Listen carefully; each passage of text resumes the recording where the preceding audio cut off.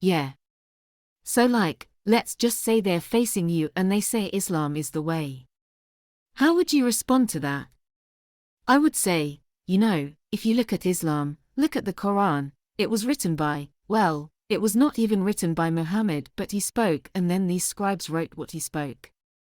It's just one man's account. Who had a visitation from an angel in a cave and he came up with this what they call a revelation of God. This is how Islam came about.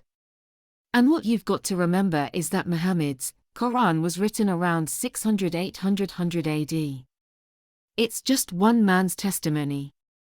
You look at the Bible, it was written the New Testament, and the Old Testament completed by 100 AD, and it has first-hand eyewitness accounts of Jesus Christ coming in the flesh saying that he's the Son of God, saying that he's equal, that he's one with the Father, and that the only way to get to heaven, the only way is to have a relationship with God is through him.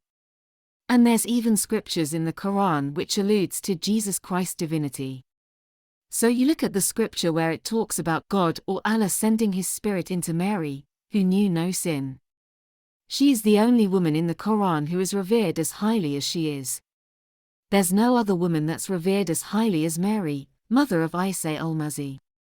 And the fact that he was divine, Jesus was divine in his conception. She knew no sin. She didn't have sex with any man. And Jesus Christ came out of that. And this scripture, it says God sent his Spirit into Mary and she gave birth to a son. And this son became this prophet, this mighty man of God. He did miracles. It says in the Quran. He taught many people. He was very gracious. And it also says in the Quran, Jesus Christ is coming back at the end of days, at the end of the world. So for him to come back at the end of the days, the end of the world, there has to be something about him that no other prophet in the Quran has, because he, first off, was born of a virgin and it was prophesied that he'd come back at the end of the world. Muhammad is the only person that says this, and it goes against what these eyewitness accounts of apostles like John, who literally saw Jesus Christ when he died on the cross. He was with Jesus Christ before he died, ate with him, walked with him. He was with Jesus Christ after he'd come back to life 3 days later. The fact that there are these eyewitness testimonies along with John from Matthew, Luke and Mark, and then Jesus' half-brothers James and Jude makes the Bible so much more reliable than this one man, Muhammad's testimony. And that's why I believe the gospel. I believe what Jesus Christ said, that he is the Son of God, according to all these witnesses, and even the demons cried out that he's the Son of God.